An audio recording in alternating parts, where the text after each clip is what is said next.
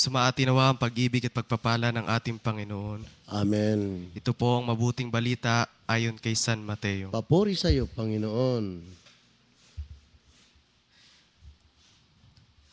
At si Jacob na ama ni Jose, na asawa ni Maria, si Maria naman ang ina ni Jesus na tinatawag na Kristo.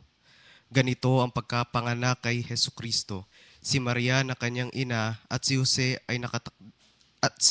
ay nakatakda ng pakasal.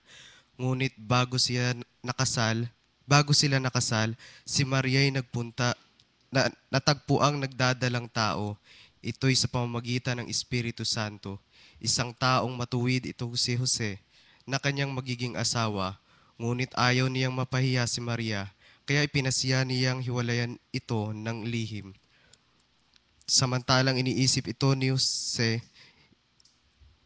nagpakita sa kanya sa panaginip ang isang anghel ng Panginoon. Sabi nito sa kanya, Jose, anak ni David, huwag kang matakot na tuluyang pakasalan si Maria, sapagkat siya ay naglihi sa pamamagitan ng Espiritu Santo. Nang magising si Jose, sinunod niya ang utos ng anghel ng Panginoon. Pinakasalan niya si Maria. Ito po ang mabuting balita ng ating Panginoon. Pinupuri ka namin, Panginoon. Puri ka namin, Jesucristo. Panginoong Heso Kristo.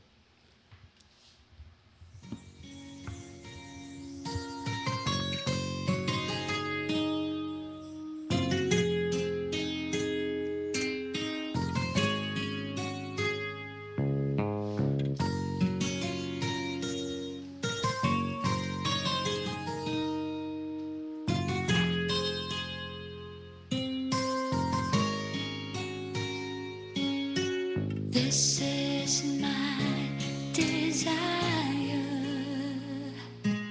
to honor you, Lord, with all my heart. I worship you.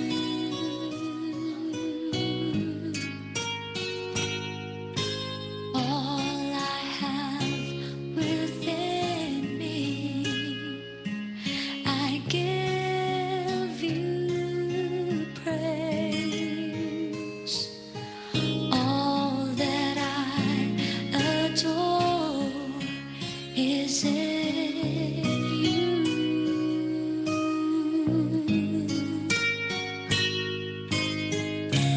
Lord, I give you my heart, I give you my soul,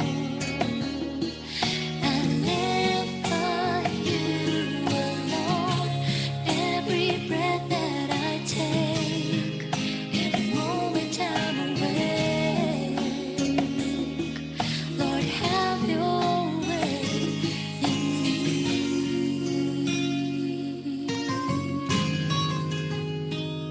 Have your way in me, oh Lord.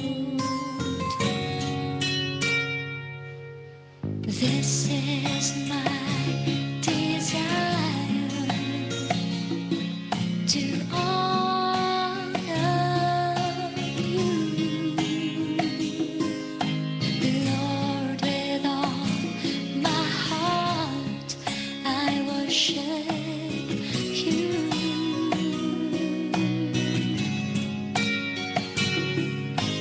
All I have within me, I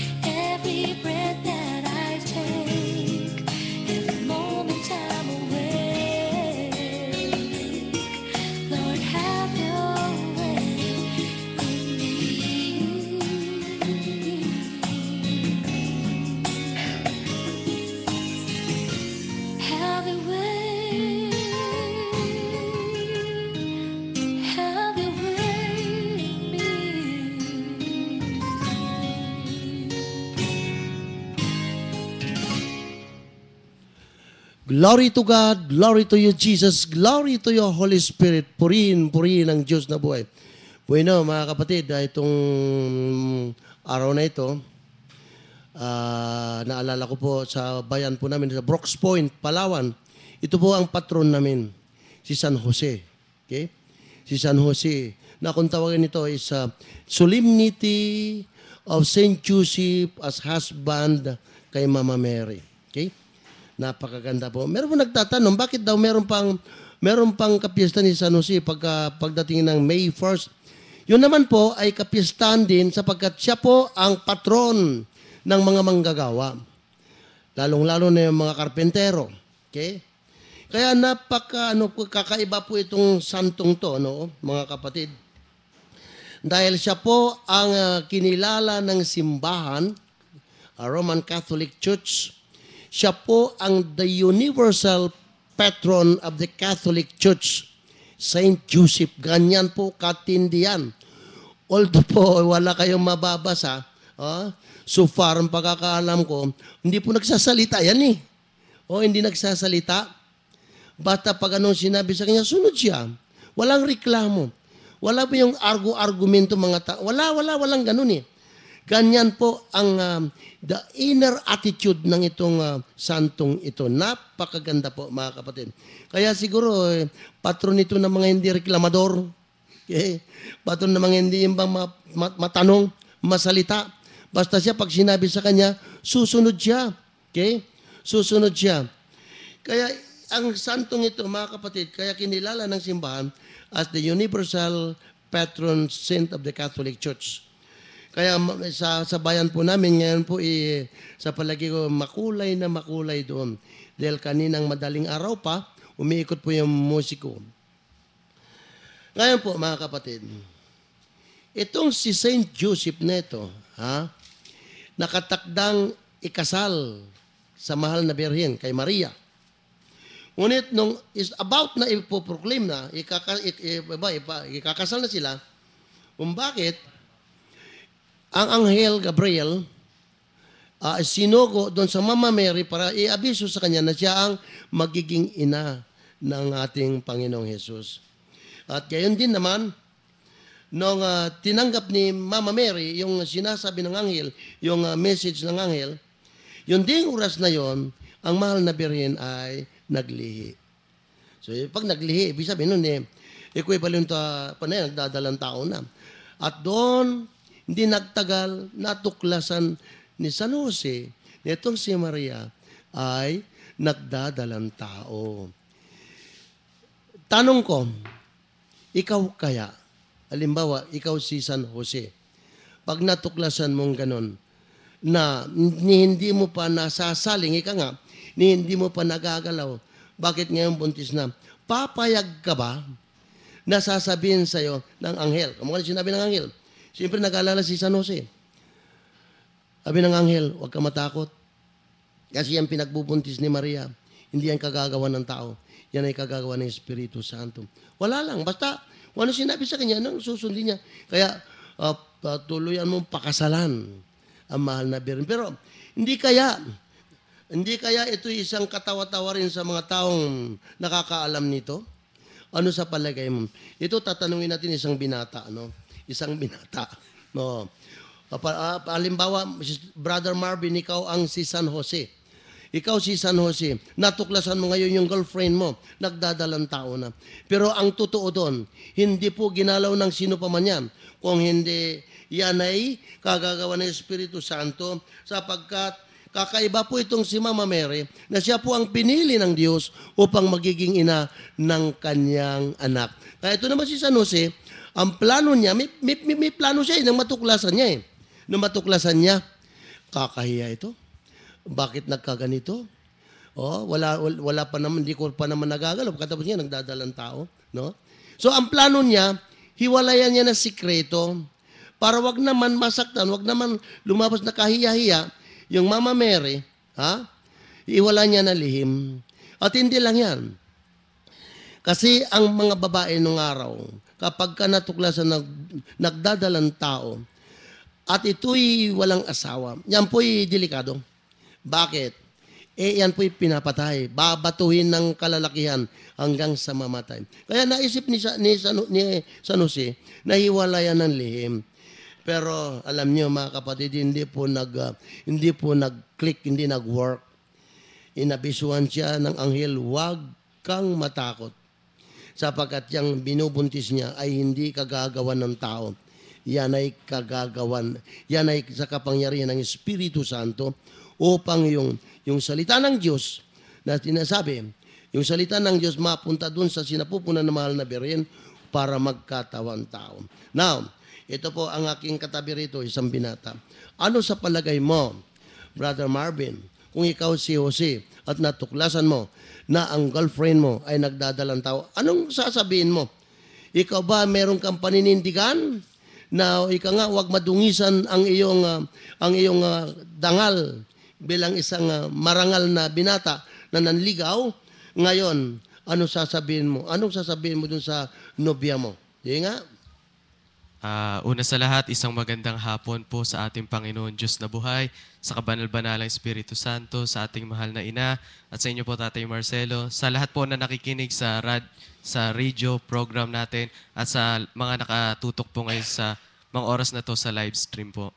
Yun po, no, sa katanungan po ninyo tayo, ako po bilang isang kabataan, talaga po sasabihin ko po, direct to the point po talaga na hindi talaga ako papayag dun sa nangyari po na yun. Ngunit yun nga po, pero kung yun po yung kalooban ng Panginoon, yun po yung kagustuhan niya at nagbigay po siya ng instrumento para ipaalam po sa akin yung mga bagay po na yun bilang pagsunod po sa Panginoon dahil po mas mahal ko ang Diyos kaysa po doon sa mga tao na nasa paligid ko. Susunod po ako sa kabila po nung kahit na hindi ko po alam kung ano po yung mangyayari o kahit ano man po yung maganap, kumbaga patuloy lang po akong susunod kasi yun po yung kagustuhan ng Diyos para po sa akin. Amen. Napakaganda naman ang sagot na yan. Siyempre, unang-una, siyempre, hindi ka papayag. Pangalawa, ngayon sinabi na sa'yo kung nangyari man yan, abay, hindi ka gagawa ng tao kung hindi ito sa kapangyarihan ng Espiritu, ay sino ka ba para hindi sumunod? Katulad ni Jose. Alam niyo po ninyo mga kapatid, ang una-una pong maganda dito kay Jose, isa yung tahimik. Tahimik. Baga, meron tayong kasabihan sa English, ayan ko kung marirecall ko pa, action speak louder than words. Ganon siya. Ganon siya. O, gawa ng gawa, putting it into action, hindi siya na nagre-reklamo. Kaya isa po sa katangian nitong santong to ay yung tahimik lang siya. Hindi katulad ng mga iba, pagka alimbawa, inatasan mo, nako, marami pong sasabihin yan, maraming gagawin ng dahilan, hindi ako po pwede at hindi pwede yan. Hindi ako papayag na mangyari sa akin yan dahil marangal akong tao. Kapatid, katulad na napakinggan ninyo na sinabi ni Brother Marvin, nandun na ang katotohanan, sino ka ba para hindi ka sumunod? So isang makikita natin dito ang katangian nitong santong to is napakatahimik niya. Hindi siya nagsasalita. Kaya ibig sabihin nun, tinanggap niya yung sinabi ng anghel na tuluyan niyang pakasalan si Maria. Ano pa man, dahil mahalaga po yung pagsang-ayon ni San Jose na para pakasalan. Of course, kinakailangan, o yung isang babae na nagdadalang tao, kinakailangan merong, kumbaga magte-take over doon, yung bang mag-aasikaso doon na maninindigan bilang ama, at of course, habang lumalaki ang tiyan yan, siyempre, kinakailangan po yan. Okay, ano masasabi?